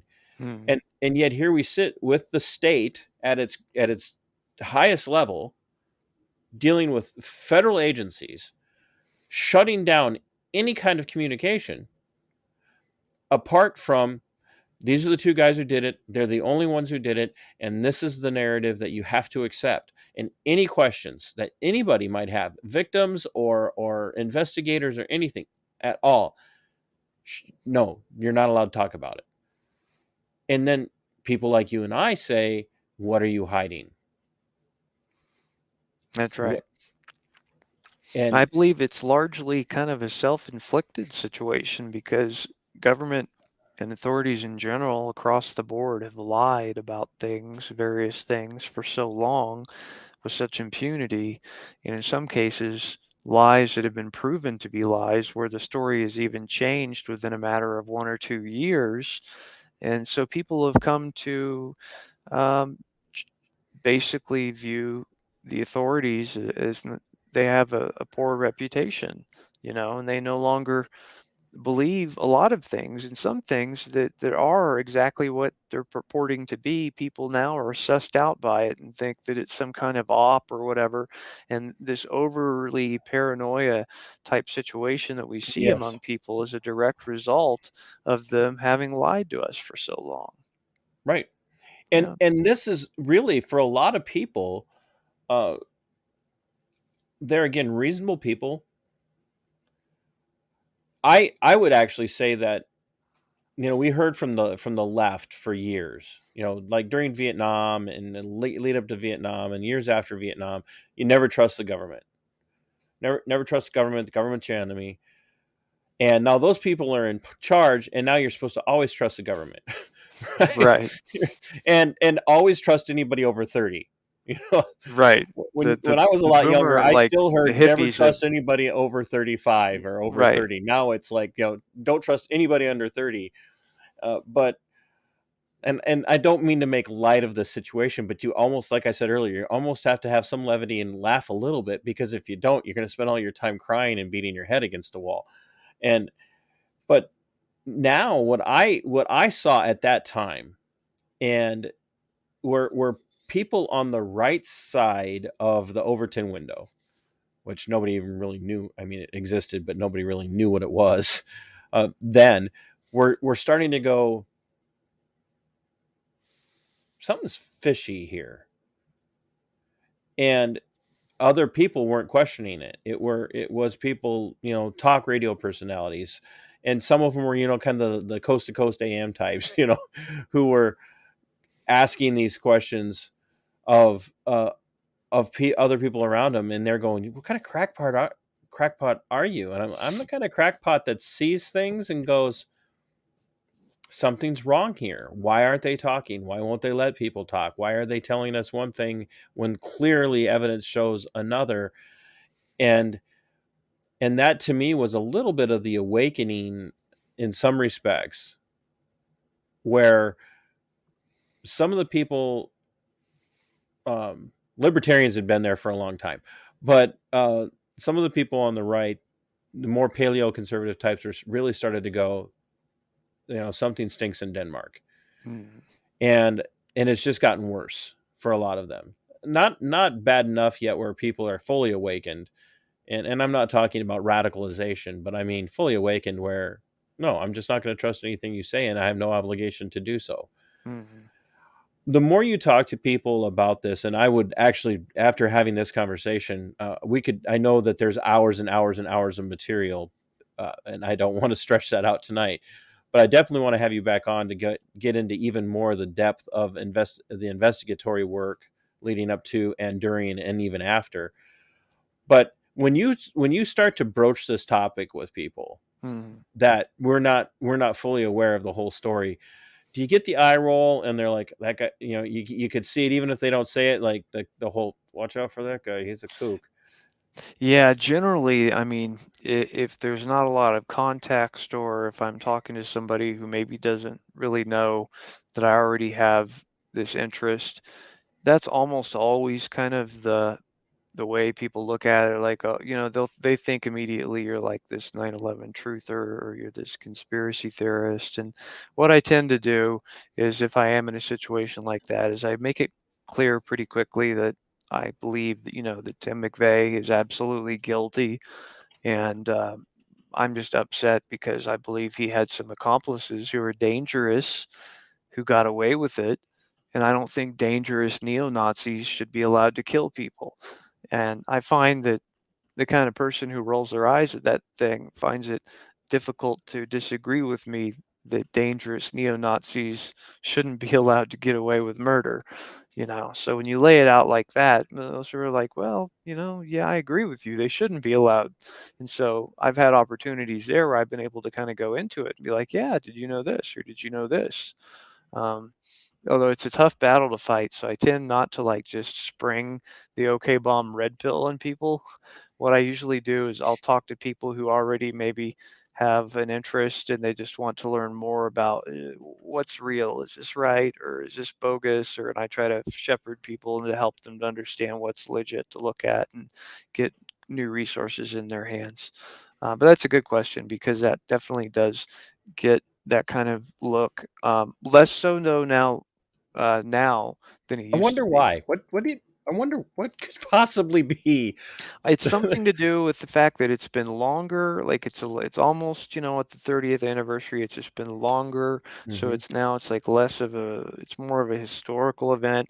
And also, I think there's something in there about relating to things like January 6th and the Whitmer plot, where there is, no matter a person's political orientation, there is an interest in either right-wing extremists or government ops or whatever operations. Like with the Whitmer thing, you see the FBI is just framing these guys. So you have an interest that's across the aisle. The people on the left are interested because they believe there's a big threat from these far right people, and then maybe some of the people to the right of center believe that you have like provocateurs involved, and so that's just my read on why I think there's a greater interest now. But I can definitely tell there is, because um, it's It's just, like getting you further can away from the tell. JFK assassination. It's become more and more acceptable to not only talk about it Right. and not be nostalgic about it, because you and I both know people who were, obviously, I mean, I'm a little older than you, but we both have, like my parents, my dad died several years ago, several years ago, but my mom to this day will still say, I remember where I was when the news broke. Hmm. And but now it's okay to not only wax nostalgic about it, not in a gleeful way, but just kind of a reminiscent way, to also talk about it like, well, did we ever really get the full story kind of perspective? Right. And I It's think the long further, enough way yep, to do that. and the further we get away from an event like this, and then when you couple all the other things that have been going on in our world, and let's just be honest, Richard, I think you probably see this too. Things like this just keep happening, and they're happening with more and more frequency. Hmm. And Absolutely. because this was followed, no wait, did this obviously this followed Waco, Right. but was the first World Trade Center bombing on the heels of this, See, or first World Trade Center was 93. yeah, So, and was we right, had it was Waco, World Trade Center in center 93, yep, Ruby right, Ridge, Oklahoma City, 9/11. yep, and things are just keep ramping up, Hmm. and they and more and more and more, and somewhere along the line people just realized we're not we're not being told hardly anything about any stuff anymore. So now we're starting to go back and look at Ruby Ridge. We're going back to look at JFK. We're going back and we're looking at Waco. We're going back and we're looking at Oklahoma City. Just this last summer, I had survivors from the USS Liberty on, and I don't know if you're familiar with that Oh, story, yeah. but I had several of the survivors of the USS Liberty incident in 1967 on, and these guys will Amazing. tell you it was a setup from the start, Hmm. and Like that the Israelis knew that these were American ships, and knew that they were American ships, and that the Americans knew the Israelis were going to do it, and that it was all formulated to draw the US into the war. Now, interesting. it's not the exact same thing as what happened in Oklahoma City, but it's just this preponderance of things. Gulf of Tonkin. I Hmm. mean, you know, it, it's just over and over and over again, and people just start to see these things, and sometimes, yes, we have a tendency to see patterns. We are pattern observers. We're geared to note patterns and sometimes see them when they're not there, but Hmm. there's also a reality in which we exist to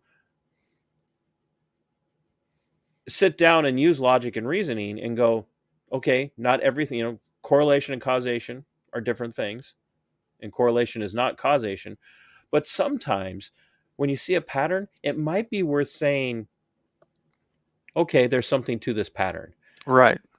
I And agree. and I think that's what's causing people to now take note. And obviously, it's 30th anniversary, um, so it or it's not 30th anniversary, but 30 years removed. And yeah, it's a big deal for people. And a lot of the people that are paying attention to this now weren't even alive. That's true. They weren't alive, and just right now, for whatever reason, is the time. It's the time where people are most receptive, and I'm hopefully continuing to get more so, to hearing the truth about the Oklahoma City bombing, because it was for years and years. I couldn't talk about the subject with anyone. Nobody, I mean, I couldn't, there was nobody who knew the names I was talking about, knew the people, could relate, wanted to hear it. And then just somehow within the last, I want to say 2 to 3 years, it's been amazing, because I've found so many people who not only want to talk about it, but want to hear about it, or tell me, hey, I heard you on that podcast Right. and that was great. And for me, that's fantastic hearing that, to see that there are people interested. That my whole reason for putting all these archives on the Institute is for new students. I want students to dig in. I want them to read the original news reports, to pull up the transcripts, to look at the documents, because my whole goal is I want to create new students in the case. I want people who are smarter than me, who are better at writing than me, to look at the evidence and start banging out some essays or maybe even some books, And so if I could see that You happen, and that's fantastic. something that you just said is very telling about that too. Yeah. There are countless books about JFK's assassination. Mm-hmm. There are countless books about Ruby Ridge. I shouldn't say countless, but there's a lot, Mm-hmm. quite a few. And there's definitely stuff out there about, I mean, Waco had its own TV series or Right. miniseries. And like, and actually I don't know if you watched it, but they I actually thought it was really good. yeah, it was pretty Waco. brutally honest about the involvement of the federal state Yeah. in going after these people. Yes. And yeah, there were some weird things going on in there, but But that then was yet with Oklahoma, nothing. nothing. In fact, you mentioned the grandmother, and I forgot her name again. Kathy Wilburn. Kathy Wilburn. She Yeah. wrote a book, Mm-hmm. and like I didn't even know that. I until- recently found out about that one, actually, surprisingly enough. Ken Silva told me about. I hadn't even known she had written a book. But and you're and right. I can't think of any book Mhm. at all written about this. There are a pulled up. couple that I would recommend to yourself or anybody else who's interested. There's a wonderful book written by Roger Charles and Andrew Gumbel. Came out in 2012. It's called Oklahoma City: What the Investigation Missed and Why It Still Matters. And Roger Charles is a fantastic investigative reporter. He worked for 60 Minutes too. He worked for ABC News 2020. He worked for Newsweek. I met him or was introduced to him in about 2014 or 2015, and he was kind of served as my mentor and provided me with a great deal of feedback and documents. And Could you get a lot of the, hey, you're on the right track here, or I that's a did. complete rabbit trail, don't follow it? I did get a lot of that, and just a lot of stories about his time in researching that taught me a lot. And it was just invaluable what I learned from Roger.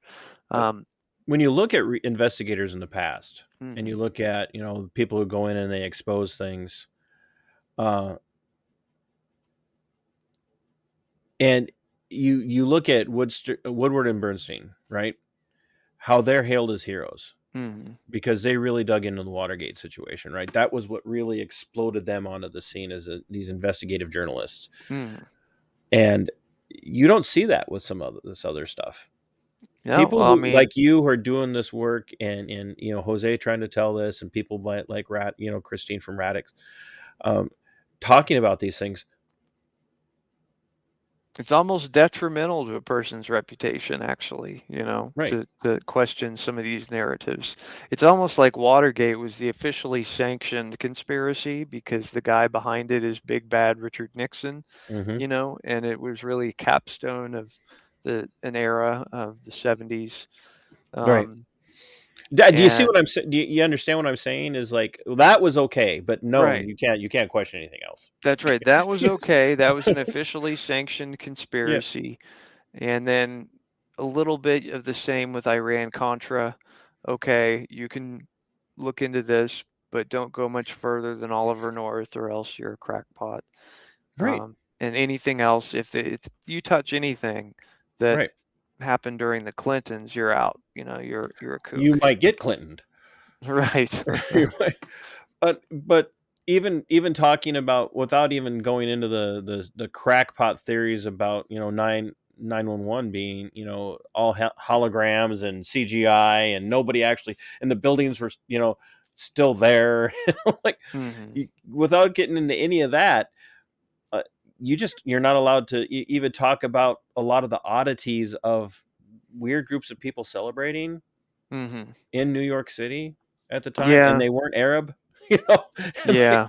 and that kind of stuff you're not allowed to talk about. And then you bring up anything about Oklahoma City, like what you guys have done, you in particular have put together on this, and nobody wants to talk about it. That there again is changing, It is and changing. it is What I'm changing. finding is a lot of people want to listen to it, and Yeah, that means there's going to be a lot of people who are going to want to talk about it, which I think and bodes well for us. I know, and I know my audience well enough to know that there will be some people who will go, "Why are you always questioning all of this stuff?" And then there will be a couple of people who will go, I'm going to dig into this more." Richard, would you be willing to come back on and do some more digging down into the depths of the investigatory work that not only have you have done, but that was done around this, and talk a little bit more? Now, I do have Jose coming on. I think he's going to give us a. We flipped the script for the two shows, and now I'm going to have Jose talk a little bit more about is it Terrence Yeeke? Okay, yep, I'm Terry, think I'm going to, because he knows a lot about that as well. he does. Yeah. I think I'm going to have him talk about that, but yet at the same time give us a little bit more of a 10,000-foot um, flyover of it. And I'd like to bring you back on to talk a little bit more in depth about the investigation itself, Hmm. and the agencies and the people that were involved, because I feel like in your archives you probably have some information on that. I do, and I have a good idea as to some of the key people who are involved in the investigation, and I know a little bit about a number of them. Yeah. Some of the best work on the investigation does come from Roger Charles's book. So yeah, I think certainly I'd be willing to come back on and talk more about the case, and at least those areas that I do know a good deal about. Any of those areas I'm happy to, Just expand don't get upon. swatted between now and then. Yeah, man. Who did I have Did it on the? happen to you? That happened to a guest? No, it hasn't. But it was. Who did I have on the other night? Oh, I had uh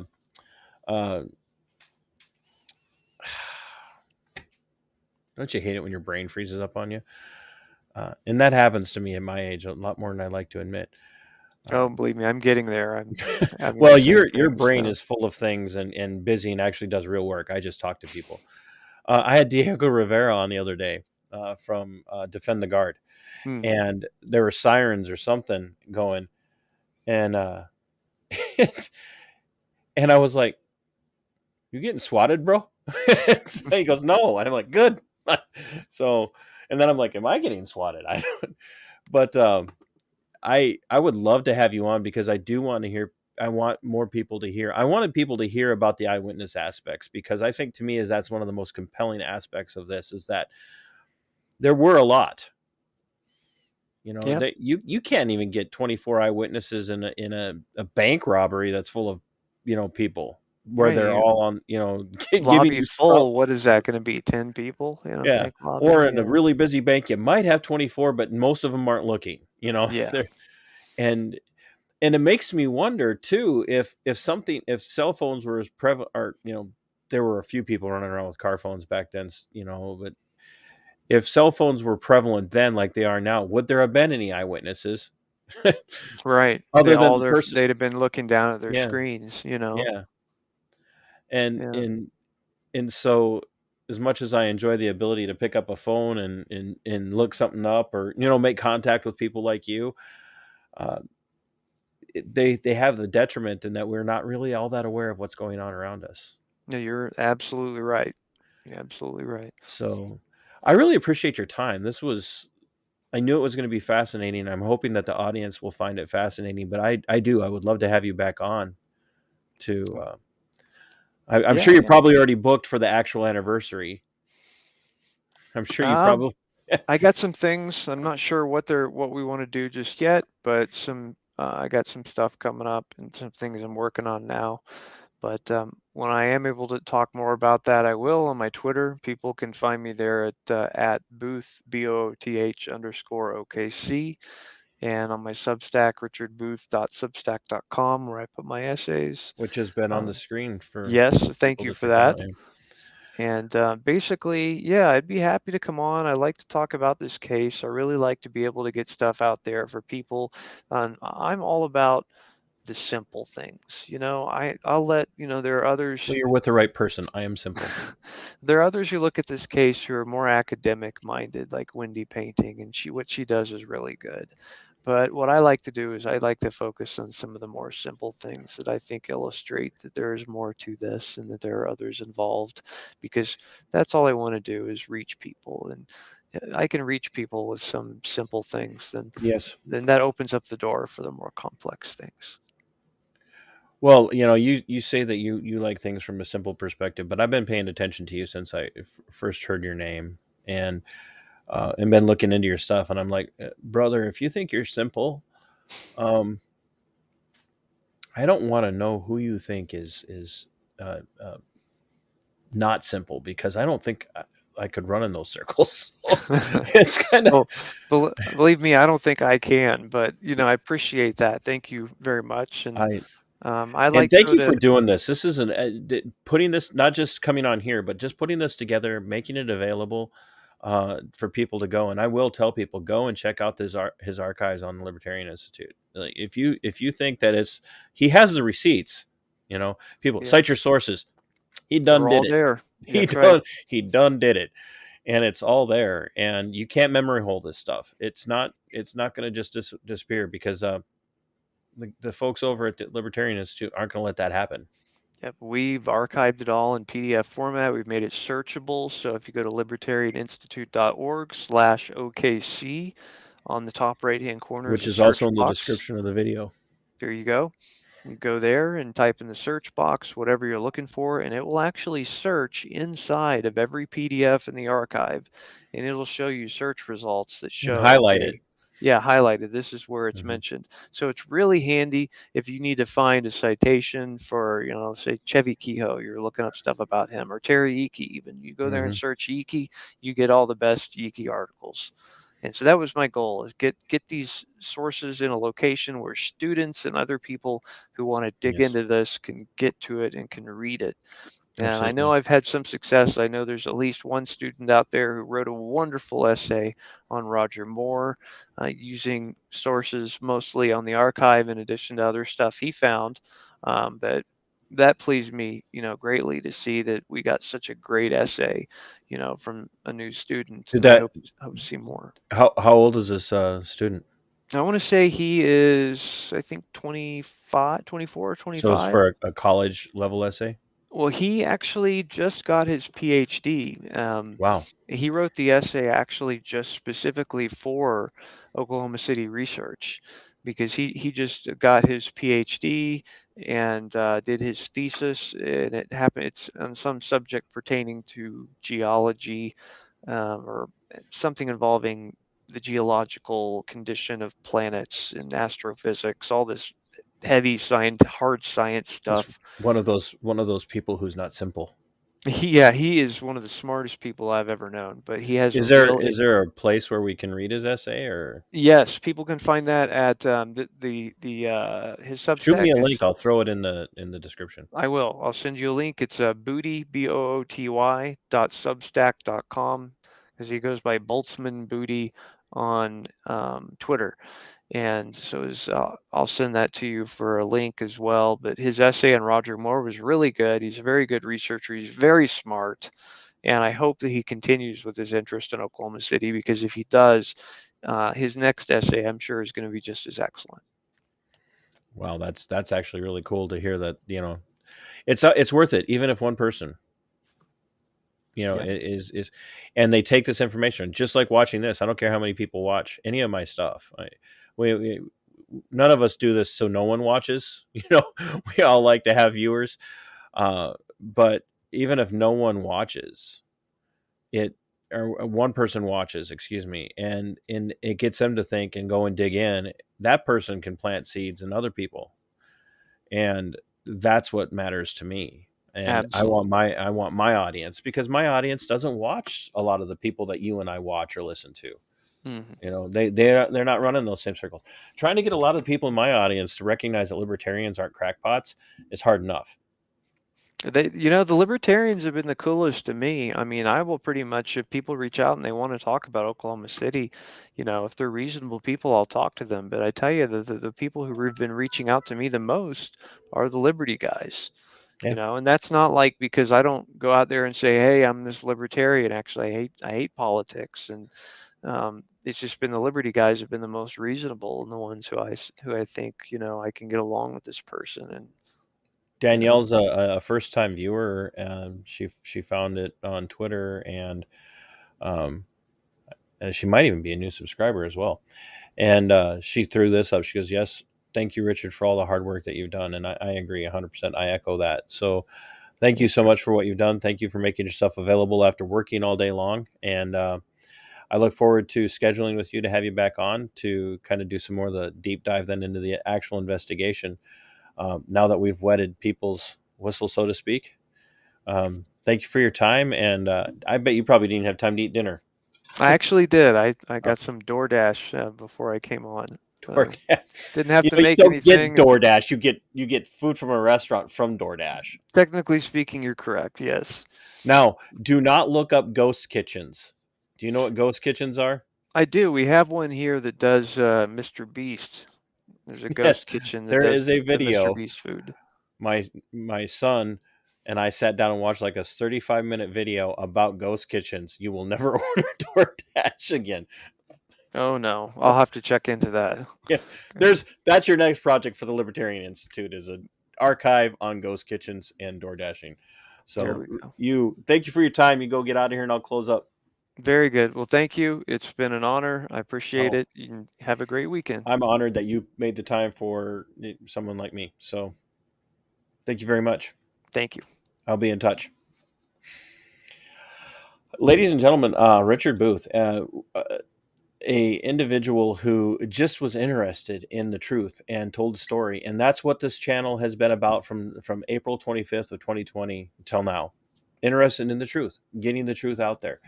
No matter what it is. I had Earl in the chat saying he watched a video of mine about J.D. Carlson. He's the chief of police in Albert Lea. I've had massive problems with a few of the people in Albert Lea, and that's a city hour away from me. But I'm telling the truth. And that's what I'm interested in. Truth. I want truth. I want actual truth to get out there, and I want people to be interested in the truth. And I want people to tell the truth, and I want people who are telling the truth to be heard by people who are interested in the truth. Because all of this matters to justice, it matters to our republic, and it matters to maintaining and preserving a way of life that is conducive to liberty. And what did Richard say? Richard said that the people that are most interested in this are the liberty people. That, folks, should tell you something. It's liberty people that are interested in this. And I don't care if you're a Democrat or a Republican, left wing or right wing. If you're a statist, you do not care about truth and you don't care about liberty, no matter how much you say you do. So, folks, if you haven't yet and you like the content, head over to Subscribe Star Minnesota Black Robe Regiment podcast. Pick a level of support. If you like the video and you don't want to pick a level of support and you're watching this on playback, throw me a super thank you. I'd love that.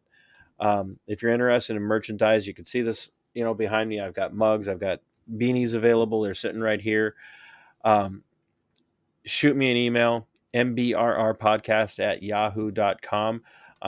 I'll give you prices on things. I'll tell you what shipping is, or you can message me on Twitter @Robe Regiment. If you don't follow me on Twitter, please head over there and follow me. I'd love to finally get above that 1,000 person threshold for no other reason than I just like to be able to see what other people are talking about, because that tells me who I need to talk to.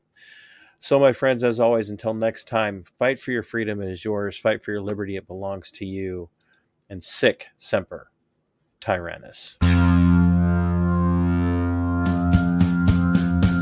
are go for liftoff in T-30.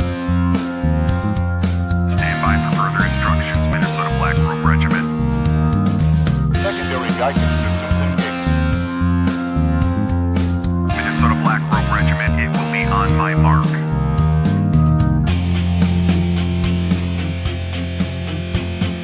All systems are a go. All systems Regiment, you are over the target. You are authorized to fire at will.